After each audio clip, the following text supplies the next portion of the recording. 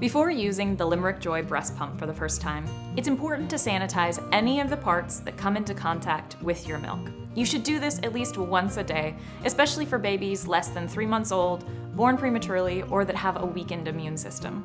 The tubing, filter included, should be stored away since it doesn't come into contact with the milk and therefore doesn't need sanitizing.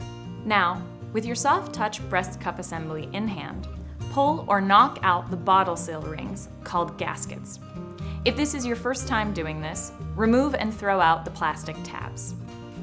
And if this is your first time using the pump, you can skip this next part.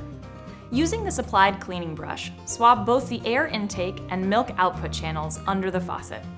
There's no need to take anything else apart. Now, put the soft touch breast cup assembly, bottles and extra bottle covers, including the gaskets, into a large kitchen pot. Make sure they're all covered with water. Then, bring the pot to a boil and let it boil between 2 and 5 minutes. Use a tong to pull out the pieces and have ready a clean, unused dish towel or paper towel to put them on in an area protected from dirt and dust. While the parts air dry, use a soft cloth with some antibacterial soap to wipe down the pump, and you're good to go.